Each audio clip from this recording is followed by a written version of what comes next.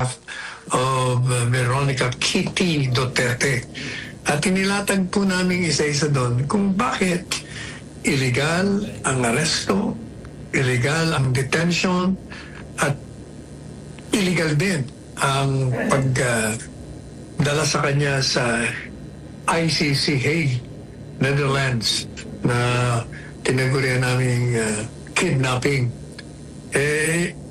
Pinapakita po natin sa petisyon na mulat sa poll, ang gobyerno natin ang naging patakarang panlabas or foreign policy ay walang jurisdiction ang International Criminal Court sapagkat doon mismo sa kanilang Rome Statute sinasabi doon na kahit na miyembro ka ng ICC ay hindi ka basta makaka-assume ng jurisdiction.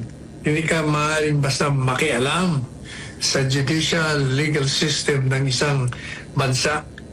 Maliban na lamang yung tinatawag na complementarity rule na kailangan yung miyembrong estado ng ICC ay number one,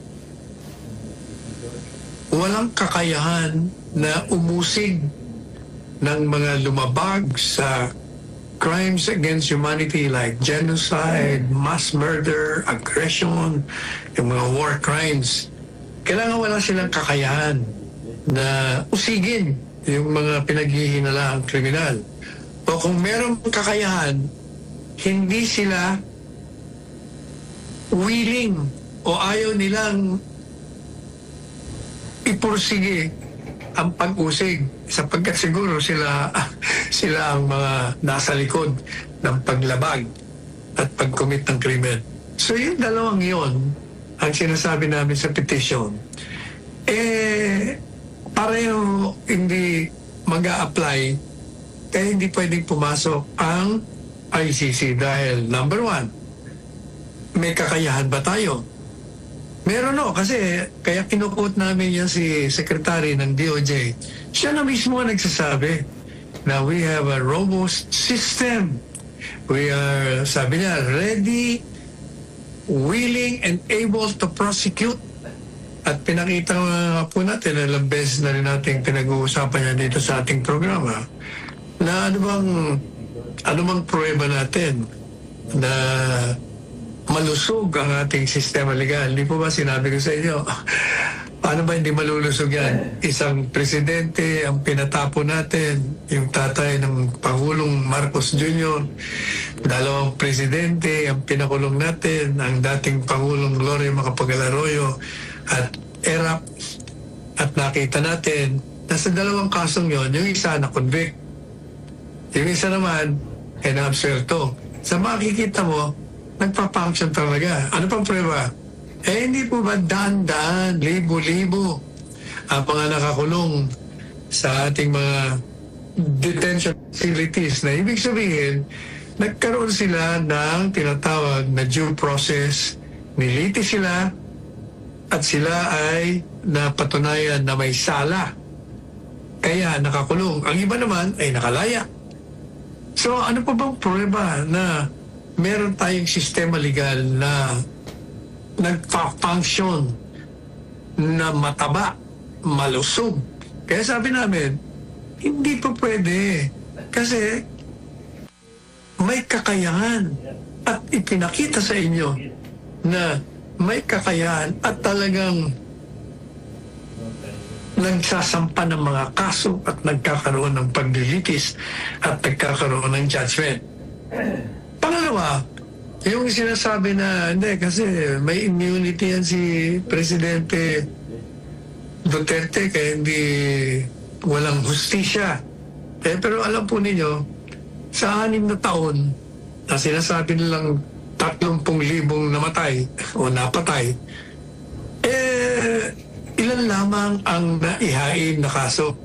Actually, marami. Kaya lang, ang problema walang ebidensya, walang prueba. Kaya hindi nyo masisisi ang mga taga-usig, mga piskal, na dinidismiss ang kaso. At hindi lang yan. 6 na taon. Kung totoo yung sinasabi nila, walang justisya. Kasi daw, takot kay Presidente Duterte. Mag-4 na taon na ang administrasyon, 3 taon na Going forward na, wala pa rin yung kasong inihain sa kanya. Paano niyo masasabi ngayon na kaya hindi nagkakaroon ng kaso dahil malakas, natatakot kay Presidente Duterte? So madalit sabi, pinakita mo namin sa petisyon na lumabag ang gobyerno sa batas, sa saligang batas.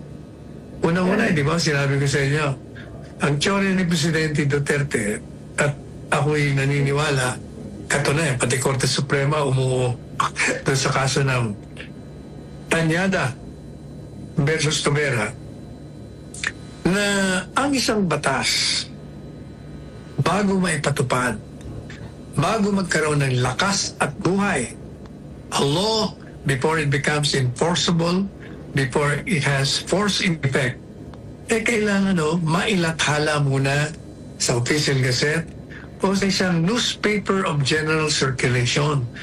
Dahil sa ating saligang batas, sinasabi na bago mo tanggalan ng kalayaan, bago mo tanggalan ng buhay, bago mo tanggalan ng ari-arian ng isang mamamayan, kailangan bigyan mo siya ng pagkakataon na ipagtanggol niya ang kanyang sarili, na walang basihan ang pagtatanggal sa kanya ng kung hindi man buhay, yung kanyang ari-arian o kanyang kalayaan. No person shall be deprived of life, liberty, or property without due process of law.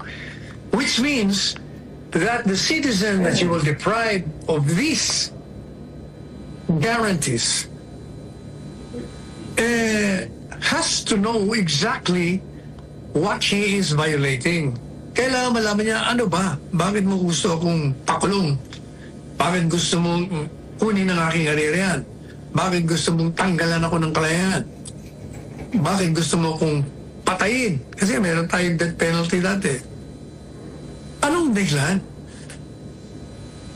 Kailangan, sabi ng ating saligang batas, at bilang pagsunod sa direktiba ng saligang batas, nagkaroon tayo ng